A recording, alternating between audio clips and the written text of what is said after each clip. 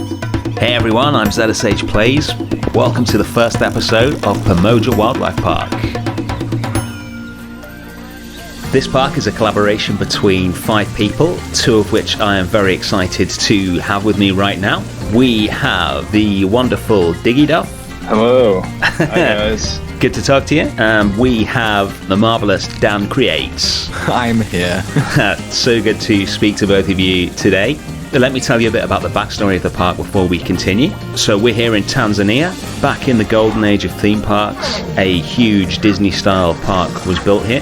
60 years later, the remains of the park have been bought in order to turn it into a high-end zoo and safari park, and that is where we come in. So today we're going to be building the entrance to Pamoja Wildlife Park. This is one of my contributions to the zoo, and I'm very happy with it. In fact, I think it's better than the entrance to my own zoo, which is a bit annoying. It's great to see this finally be built because I've seen it in like the game and stuff, but I haven't actually seen it be built. So it's cool to see it all come together like this. Thanks, man. Yeah, I knew as soon as I saw the other people that were building in this zoo that I would need to up my game. Speaking of the other people, we should discuss the 2 other people that make up the Pamoja team. So this whole project is the brainchild of a unique creator called eineMeinung, who built the crazy lion head that you saw at the start and is currently beavering away on the big safari, which is sort of the centerpiece of this zoo. It looks absolutely amazing. I'm sure you guys agree. And finally, we have the Prince of Primates himself. It's Beezy. eineMeinung, English is not her first language, so she didn't fancy doing the videos, but Beezy will be joining us in future videos. In fact, I think future episodes, possibly the next episode, will be on his channel. So we've been working on this park for about 3 months now. I've finally began back into the Planet Zoo games, so I have been working on it for a few weeks, but I've been joining you guys, helping out. It's been very fun. Yeah, it's the first collaboration zoo that I've done, so I am really enjoying it. We decided to call the zoo Pamoja Wildlife Park because Pamoja is the Swahili word for together, which we thought was pretty appropriate for a collaboration zoo like this. And yeah, it's just been really fun working in a different map to what I'm used to, and working with other people. Sometimes you just log into the map and you're like, whoa, who built that? There's just something just pops up like a little surprise. Speaking of surprises, have you guys built in a savannah map before? Yes, once. It was a very long time ago, but I have once, yeah. Yeah, I'd never seen it until I did this. So I had a concept for what I want the entrance to look like. The main feature of the beginning bit of it was these winding paths through really lush greenery. So I put the paths in and then got the terrain tool out, and I was like, right, just put some grass in here. It's yellow and wispy and the opposite of lush. So I had to do I really do like how unique the savannah kind of area is as well. Like in nature, the entire nature set for the savannah is quite different to everything else. So yeah, that's a nice thing about it. Yeah, I think it's a really beautiful map. But I'm kind of glad that it was like that, because I learned a lot about how to make areas look lush using the in-game foliage rather than just putting grass everywhere. And I kind of use a lot of those things in my own zoo now, which I didn't really know how to do before. I had no idea how intricate these arches were. Yeah, neither did I. Saw you make them now. Oh man, is that from a reference or yeah? So this online, or you just kind of winged it? No, so this motif is it's part of like a modernist office block that I found a photo of that I liked. I don't know where it is, and I really wanted it ages ago. I found it. I wanted to use it in my zoo, but I just couldn't work out how to build it. And then when I started doing this, I was like, okay, I'll have another crack at that. It's a great technique, this. Just sort of tracing over what was in game. Obviously, being lazy, I just wanted to use the pieces that I'm tracing over, but I didn't like them, so I ended up doing this. But I'm really pleased with how it turned out. I ended up using it for the sides of the building, which is what it was originally intended for, and then there's like a sort of sculpture thing at the front, which isn't there yet, because I was sort of so pleased with them. I thought I'll find another use for them. But yeah, it's just it's like an office block somewhere, probably in America, but I'm not entirely sure. I'm really bad for like seeing nice buildings and just saving a picture but not actually. Yeah. And then people ask you where you got your inspiration from, and you're just like, this image that looked like it, because you don't know how to describe it. Just Google. That was my inspiration. I didn't actually. The Pinterest architect. Yeah, I really need to. I don't even have Pinterest, but I need to get that. Actually, on Pinterest, does it tell you where you saved it from? No, to be honest. I'm not really sure. Yeah, because if it did that, maybe I should start using it. It'd be useful for things in future. I mean, with Pinterest, you can like click on the image and it takes you to the site where it's from. So, because I find when I click on those sites, I see a lot more different architecture stuff as well, and stuff with similar style of it. So a lot of my builds have come because of that, because I've seen this thing on Pinterest, I've clicked into it, then I found something that looks like it but better, then just built that instead. That's cool. Yeah, we should probably tell people what's coming up in the rest of the park as well. So the first half of the zoo behind this entrance is going to be a mixture of the original theme park, which Diggy is building as we speak, and then modern, new, highly themed enclosures. So we've got some penguins that I've built. We've got a tiger temple that Beezy's making that looks pretty amazing, and then we have a giant tropical house that you're working on now, Dan. I built my area pretty quickly in the zoo. Yeah, you were like, firstly, you just like a reptile house appeared, or like the what's it called, like the externals of a reptile house appeared, and then like I'm sure you sent the message like, yeah, I'm going to change it to a greenhouse, and then like an hour later, there's this enormous tropical house in the zoo. You're like the opposite of me. You work at light speed. Absolutely, yeah. Also, I don't know why I did this, but I decided to do this by eye instead of actually measuring it until I got to this point, and then I was like, yeah, the entrance really needs to be in the middle, otherwise I'm just going to ruin the entire start of the zoo. So I had to then count it all out on this grid to try and work out where the hell I was. I always use beams to measure out stuff. Always done it. yeah, that's a good idea. I need to give a shout out before I forget, actually. The sign on the entrance building, which you're going to see in a second, uses a custom font from the workshop by Suicide Up. It's a really good font, so thanks for making that.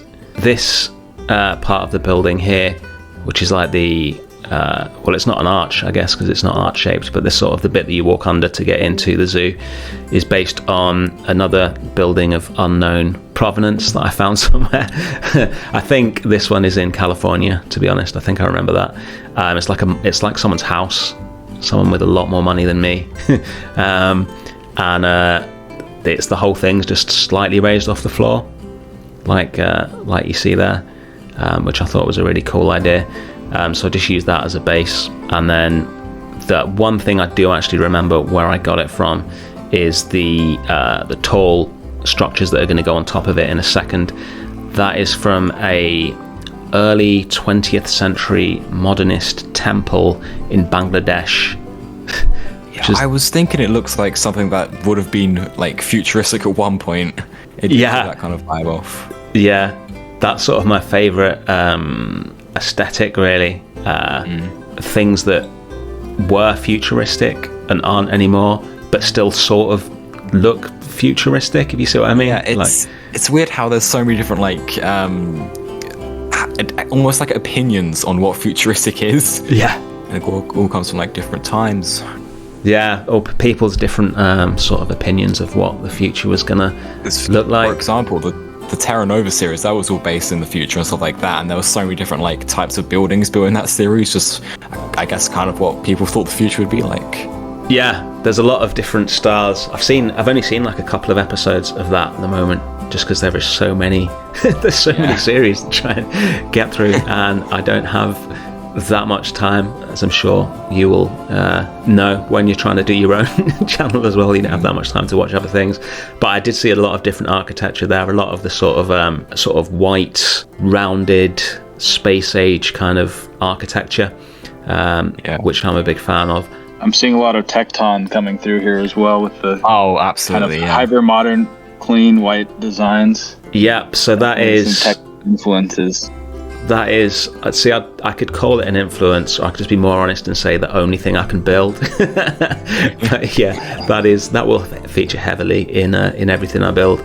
To be fair, that is sort of what got me interested in this kind of thing, this Tecton stuff. I had precisely zero interest in architecture or building until I started sort of doing a couple of the London Zoo builds that they did, and then I just got really into it, and then just decided to spend the next 9 months ripping them off. That's sort of what I've done.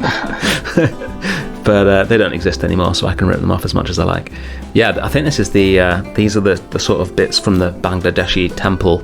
It doesn't look anything like this. If you actually saw the image, it's like a proper old school stone temple, like something you'd make with the temple blocks in Planet Zoo. But it just had these weird sort of differing height projections coming out of the roof.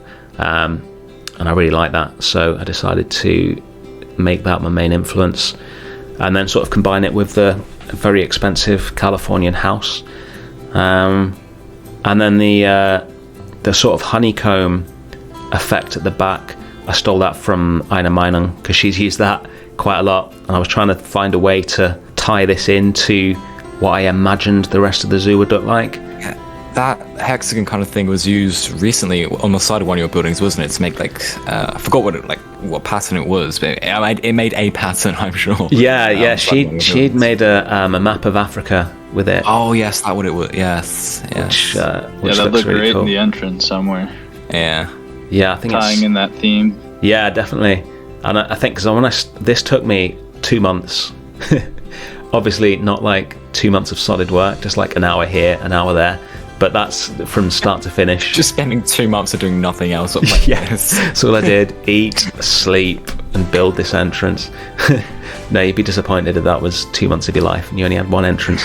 But in between doing my own stuff, that's what I was doing. So I think when I first started it, the zoo consisted of the big lion sculpture, and that was it.